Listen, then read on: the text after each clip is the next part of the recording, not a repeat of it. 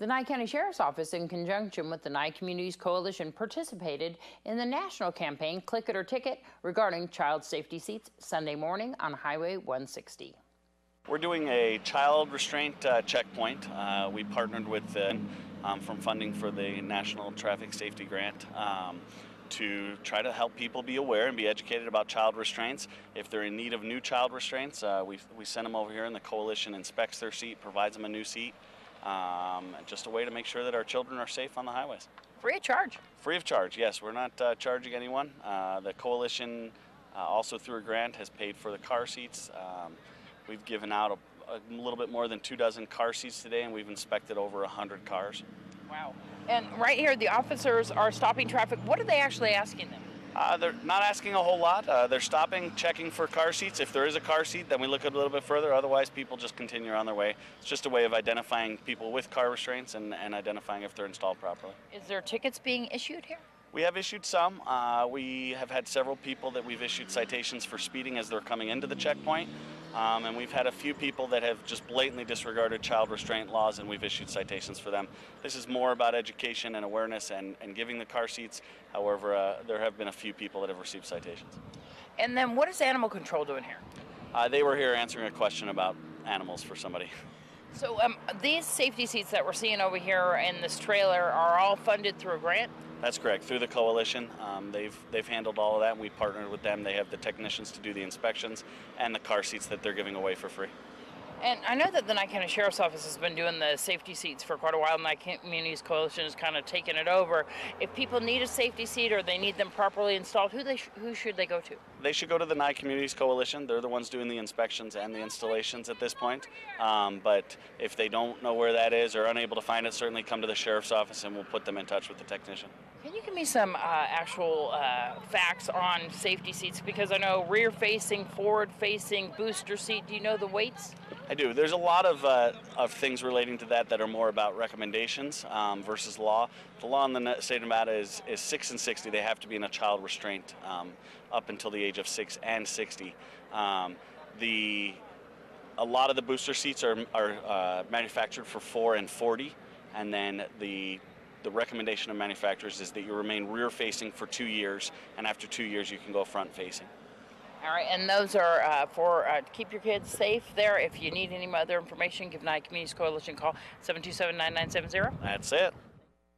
And here's RJ Lloyd, Joe Hayden, and Darbie O'Donnell with an update at Fitness for 10 and Peak Performance. I'm actually really surprised at how many people have came up and talked to me about this and how many times I get stopped in the store and get told really, really nice things. So thank you for doing that. And what do you say to the people who are joining and first starting out? And what words of wisdom do you have for them? You can do it, first of all. And it's going to be hard, okay? It's not simple, but I know you could do it because I could do it, and I never thought I could do it. She's doing okay. She's lost a couple of pounds this week. She's still on a good track. She's really coming along great. We've increased her weight. Her resistance levels have been increased. She's doing an awesome job. I mean, she's taking to her weights really well. Yeah, she really seems to be increasing her levels all the time, really quickly.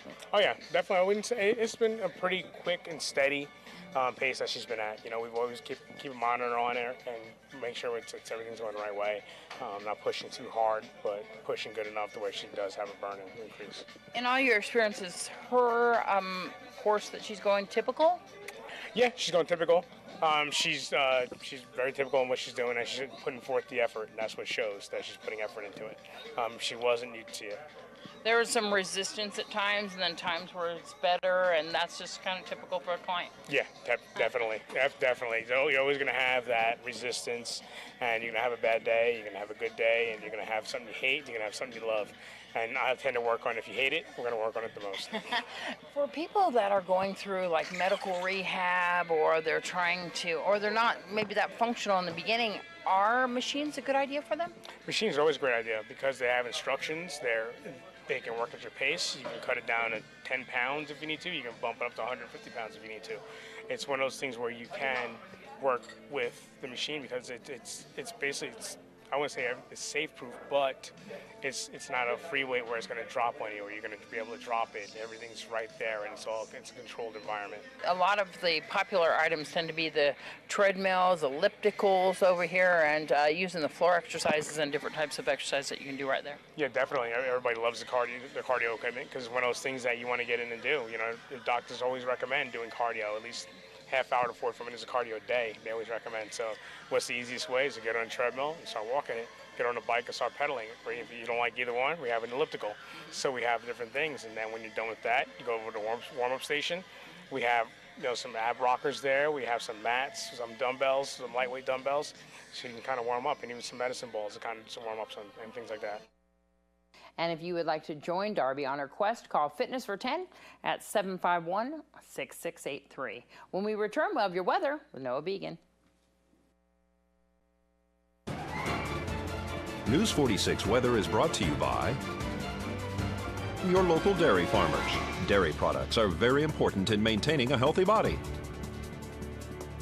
Hello and welcome back to News 46. Today is Monday, May 18th. Today we had partly cloudy skies and a few scattered thunderstorms around town. We had a high of 73 degrees today. Your average temperature around this time of year is 90 degrees. Winds were coming from the south today at 8 miles per hour with gusts up to 18 miles per hour. The UV index today was 9, which is very high. Humidity was at 28%. Sunrise is at 5:36 this morning, and the record high back in 2008 was 104 degrees. Well, tonight we'll have mostly clear skies with a low of 52 degrees. Your average temperature around this time of year is 66 degrees. Winds will be coming from the east-southeast tonight at 5 miles per hour with gusts up to 8 miles per hour. Humidity will be at 43%. Sunset will be at 7:46 this evening, and the record low back in 1977 was 45 degrees. Well, tomorrow we'll have sunny skies with a high of 79 degrees and a low of 55 degrees. Winds will be coming from the south-southwest at 7 miles per hour with gusts up to 12 miles per hour. Humidity will be at 31%. Sunrise will be at 5:36 tomorrow morning, and the UV index will be 9, which is very high. For our 7-day forecast, again, sunny skies tomorrow. Some clouds will start to roll in around Wednesday, and they should be sticking around until the weekend. We'll have a nice sunny weekend with some clouds rolling in early next week. Your high temperatures will be starting off in the high 70s and low 80s. That will be dropping into the mid 70s around this Friday, and then it'll start working its way all the way up into the high 80s early next week. Your low temperatures will be looking at a similar pattern starting off in the mid 50s, dropping into those low 50s around this Thursday, hitting 51 degrees, and then working its way back up into the low 60s early next week. Thanks, Noah. We've been having some wild weather. The Pahrump Community Library and the Nevada Aging and Disability Services Division will be hosting a meet and greet for professional and family caregivers on Thursday, May 21st from 1 until 2 p.m. at the library on East Street. For more information, you can call them at 702-648-3425. Attention graduates and their families, order your high school graduation DVD today. If you're a senior at Pahrump Valley High School, you can order a professional recording of your special day by calling KPVM-TV at 727-9400. And that's going to do it for this edition of News 46 from everyone up here at KPVM-TV. And of course, on the radio, KA's Country 95.9. Have a great night. We'll see you back here tomorrow.